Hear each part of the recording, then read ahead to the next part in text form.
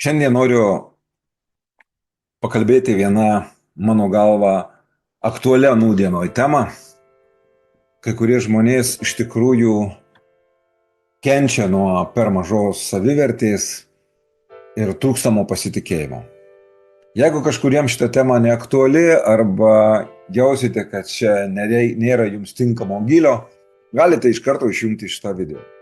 O kiti galbūt rasite kažką, kas jums parodys iš tikrųjų problemą, arba gal netgi ir rasite žingsnius, kuriuos padarius galite išspręsti ją.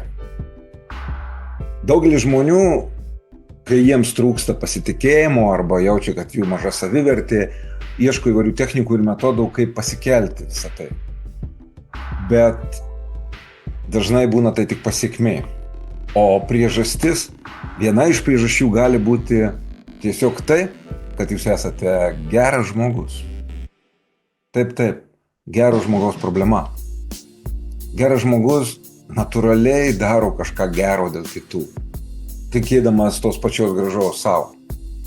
Bet jam tai visiškai natūralu, jis tarsi organiškai, įprastai, savaime suprantamai, tiesiog stengiasi dėl kitų būti teisingas, būti doras, būti paslaugus, šviesus, viską daryti, kaip jo vidiniai vertybiniai principai jam sako, kad reikia tai daryti. Ir toks jisai būdamas, jisai natūraliai besistengdamas būti tuo geru žmogumi, net nepastebi, kad ir kitiems žmonėms jo tas gerumas tampa visiškai įprastas, natūralus, taip kaip diena ir naktis, taip kaip geras ir blogas oras. Ir žmonės pradeda į tai nekreipti dėmesio, to nepastebėti.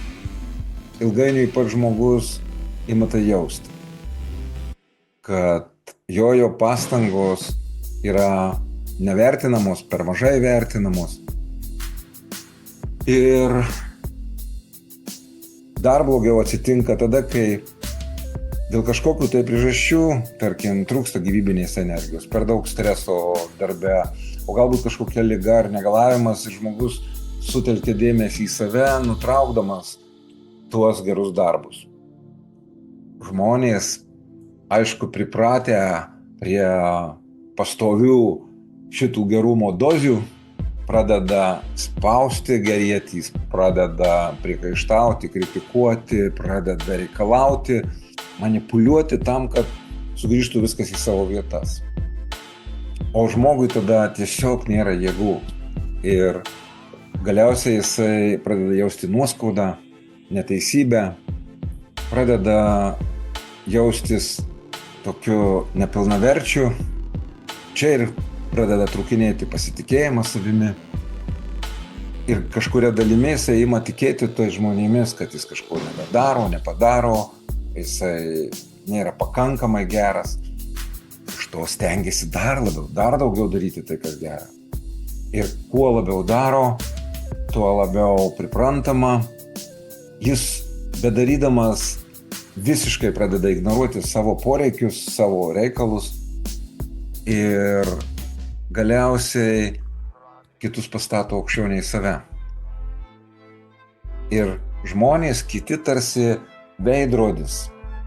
Jie grąžina jums tą požiūrį į save, kokį jūs turite patys savo. Tiesiog jūsų nevertina. Jausmas nusivylimo, nuoskaudos, pykčio kartais ant savęs, kartais ant kitų žmonių auga ir didėja. Ir kai tai užauga, sprogsta didelė jėga. Tada dar labiau pašiurpina tuos žmonės, kurie tikėjusi iš jūsų gero. Jie dar labiau jumis nusivelia, ima pykti, kritikuoti, spausti. Jie reiškia įvairius jums priekaištus. Ir jūs dar labiau krentate į duobę. Ir toje duobėje, atsigręždami į save, jaučiate, kad nepadarote visko kaip reikia, kad jums trūksta jėgų, kad jums nesiseka, kad jūs nepakankamas, netoks ir jums niekas neišeina. Čia visiškai po plentusų palenda ir jūsų savivertė, ir jūsų pasitikėjimas savimi. Ir tu tada dar labiau stengiesi, darai daugiau, būni dar geresnis, kad tik tave pastebėtų, kad tik tave priimtų, įvertintų, pagirtų, o gal mylėtų. Bet kuo labiau save pamiršti, tuo mažiau ir mažiau tavęs lieka pačiam savo. Ką tokiu atveju daryti? Tai pirmiausiai, pradėti vertinti savo poreikius ir savo reikalus. Ir nesvarbu, kad jūsų poreikis toje akimirkoje yra galbūt mažiau svarbus negu to kito žmogaus. Visada statyti reikia pirmiausiai į pirmą vietą savo poreikį. Kai jūs darysite savo, kad ir mažus darbus, bet jūs padarysite iki galo, jūs pirmiausiai vertins už tai, kad jūs turite rezultatą. Ir jau tai bus geras požymis jūsų savivertė kilti. O antra, tai būtinai kalbėkite apie savo reikalus, apie save ir savo laiką. Tai labai panašu kaip dalintis pinigais. Jeigu jūs pervedate iš kortelės į kortelę pinigus ir dar neperspėjote, kad tai padarėte, žmogus gal kažkada pamatys, kad jo sąskaita paaugo. Bet jis jau nesuves su to, kad jūs pervedėte. Taip, jis prisimins, bet neturės to džiaugsmo ar to momento, kada tai jūs padarėte. Tiesiog nematomai sujudės pinigai, pas jūs sumažėja, o pas jį paauga. Ir taip nuolatos mažėja tol, kol jums prasideda skauda, o jis jaučiasi nuo to, ką jūs duodate, tai labai gerai. Panašu į tai, ką mes kalbėjom prieš tai, apie savivertę, pasitikėjimą ir gerą žmogų, ar ne? Kitas variantas – parodyti rankoje laikomus pinigus ir paduoti tam savam žmogui tiesiai iš rankų, kad jis jaustų, ką paima. Jisai tikrai pajaus, kad turi jūsų pinigus savo rankoje. Čia tik metafora, o jeigu grįžti prie rimtai pasitikėjimo, savivertės į gerą žmogaus problemos, pradžioje gali tai būti priimama ne taip ir pozityviai, todėl kad priprato, juk jūs tai darote nemokamai. Ir toks žmogus gali vėl užsiminėti pašaipom, pavyzdžiui, tai tu ką čia nori pasakyti, kad tu jau toks labai svarbus, arba tai ką aš šitau dabar turiu jausti skolingas, ir taip toliau, ir taip toliau. Ir tai tik bus iš vienos pusės parodymas, kad jis nesiskaito su jūsų tais gerais darbais arba jumis pačiu, o iš kitos pusės tai galbūt bus toks manipuliatyvus elgesys, tai tik tai tam, kad jūs vėl taptumėt nusileidusiu žmogum ir labiau domėtumėtės juo, o ne savim. Ir vis tiek tai darykit.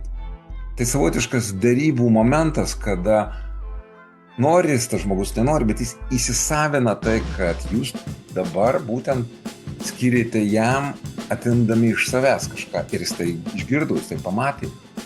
Kas tada atsitinka, kad jis viduje ir piktinasi, bet jam tai įsirašo. Ir po 1, 2, 3 karto jam tikrai užsifiksuosite. Apsipras ir kažkurio momentu jis tikrai atsimins, kad štai jūs dėl jo, kai savo tada ne. Ir iš tikrųjų, tu niekada nebuvai blogas žmogus. Tau nebūtina taip perdėtai stengtis. Tiesiog laikas parodyti save kitaip.